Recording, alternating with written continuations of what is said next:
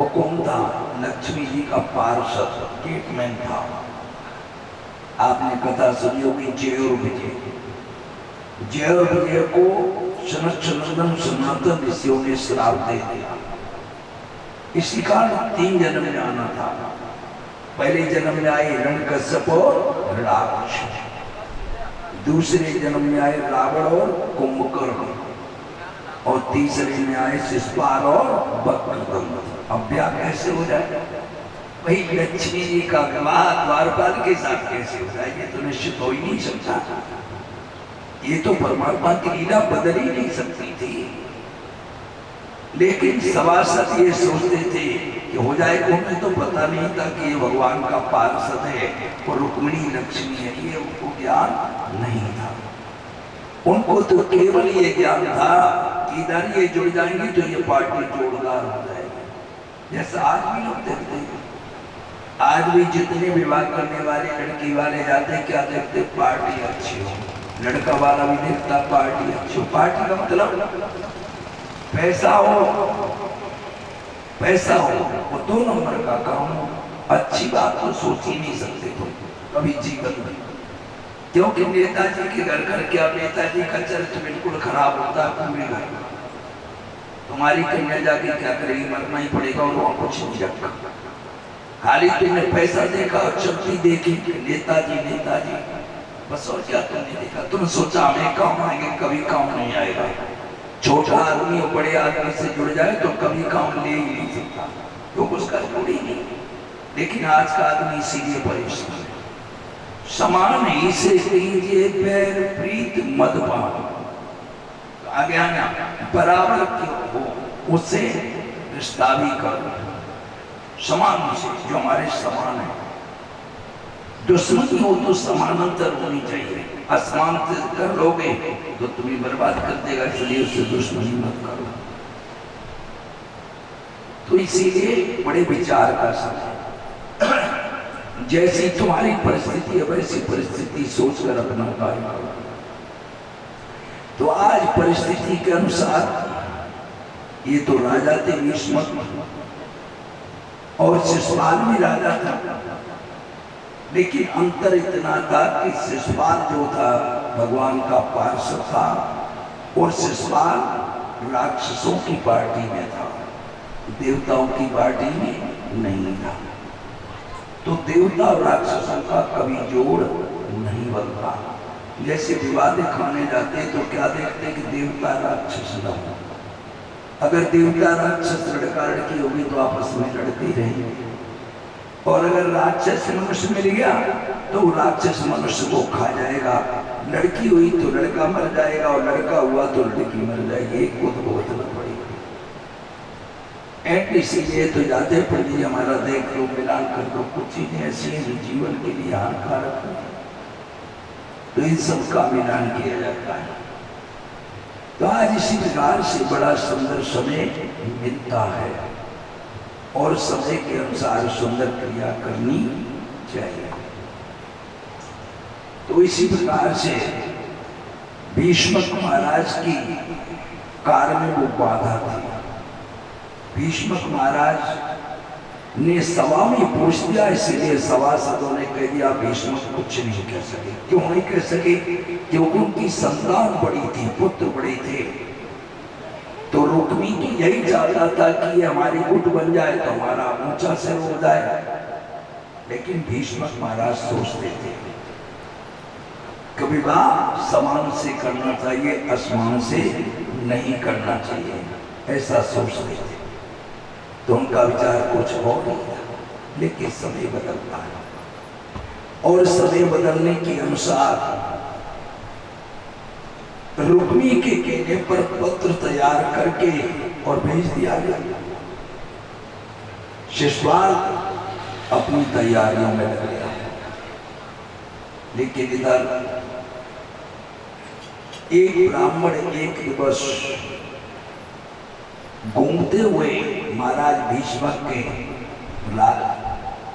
महलों में जाकर के पहुंचा। रुक्मिणी कन्या बैठी हुई थी। उसने पूछा, ब्राह्मण देवता ये बताइए इस समय सर्वश्रेष्ठ कौन है? सबसे श्रेष्ठ कौन है?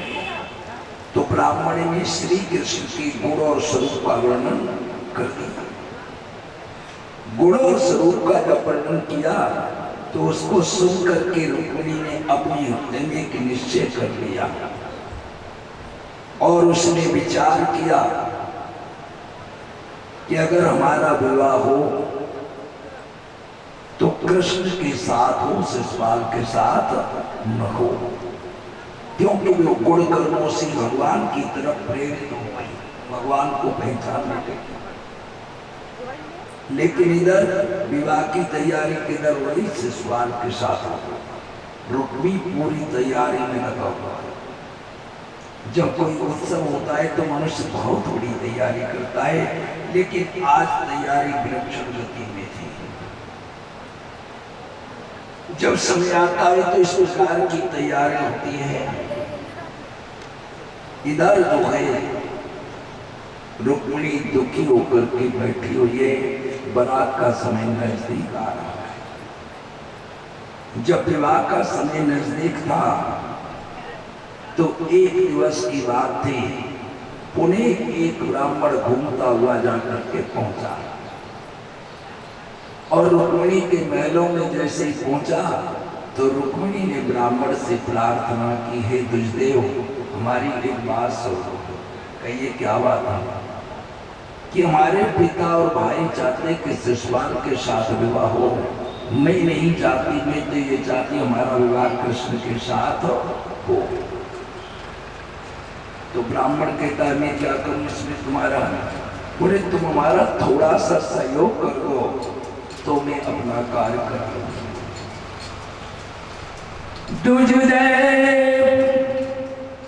तुम्हारी बेटी हूं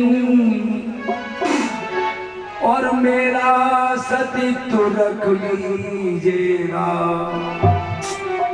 और ईश्वर ने तनवर दिया मुझे और आप कृष्ण वर दीजिएगा।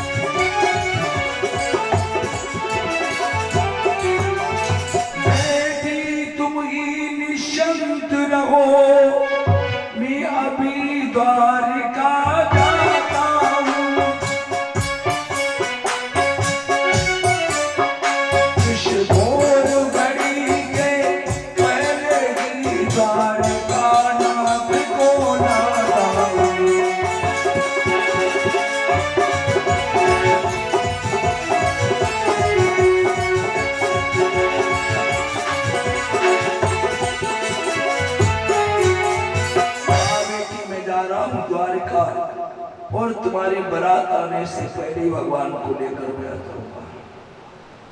ब्राह्मण जब तैयार हो गया तो रुक्मिणी ने बड़ा सुंदर पत्र लिखा और उसने पत्र लेकर द्वारिका के लिए प्रस्थान किया।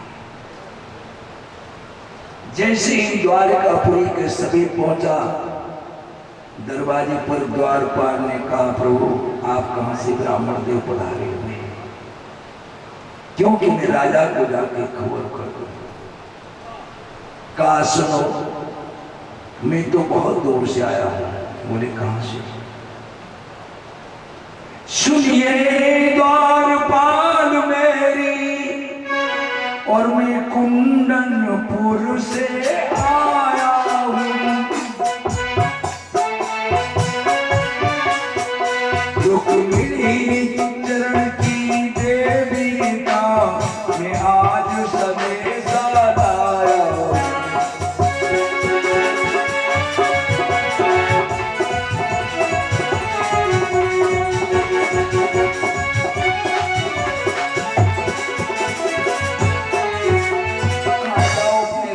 से कह दो मैं विदर्भ देश जहाँ की राजधानी कुंडलपुर है, वहाँ के राजा भीष्म उनकी कन्या का संदेश लेकर आया हूँ।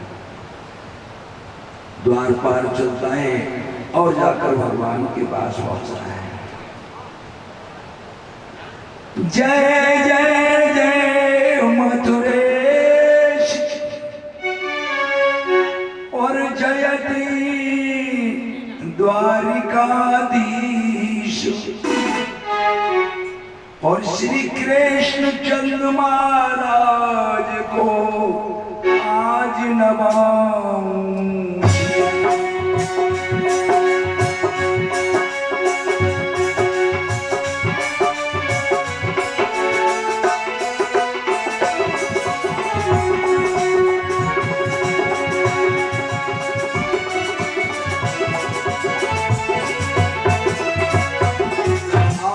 नवाऊं शीश विप्रेक कुंदनपुर से आया और रुक्मणी चरण की और चेरी का प्रभु आज संदेश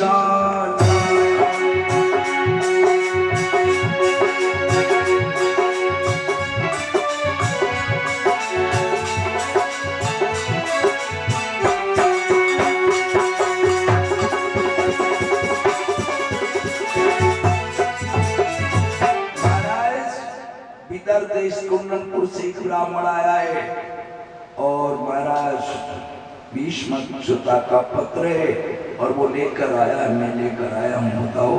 बोले अंदर लाओ जल्दी से।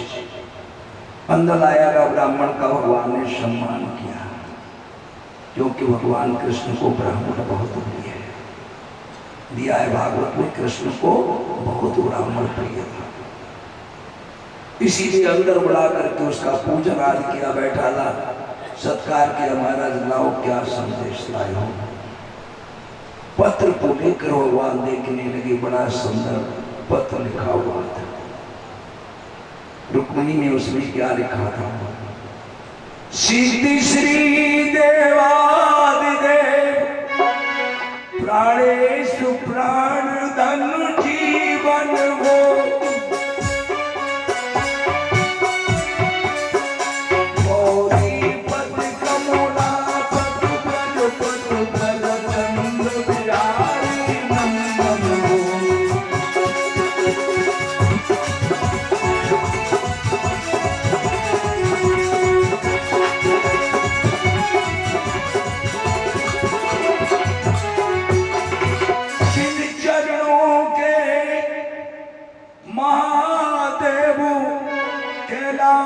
ये तज कर आए थे। इन चरणों के इस ब्रजबालों में अपने नर बिसराए।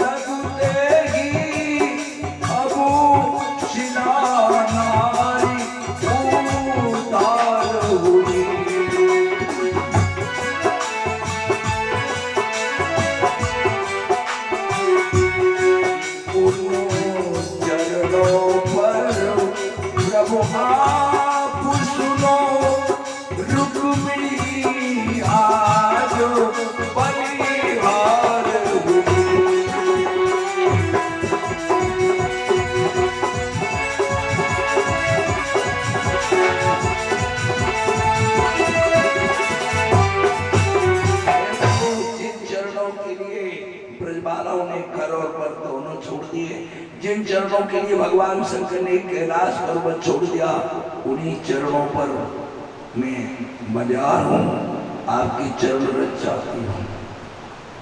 भगवान ने उस पत्र को पढ़ा, कहा ब्राह्मण देव ठहरो, सुबह चलूंगा। कोई बात नहीं, तुम पत्र लाई, अच्छा किया। रात को ठहर कर भगवान ने तैयारी की और सुबह में तैयार करके ब्राह्मण को बिठा करके और चल। आज इन्हें कुंडनपुर जाना था। इधर जो शिषपाल की बारात तैयार होकर चलती है तो पैसे वालों की तो खर्चे नाम शराब होते हैं। क्यों होते हैं? उनके पास 2 नंबर का पैसा खर्च करने को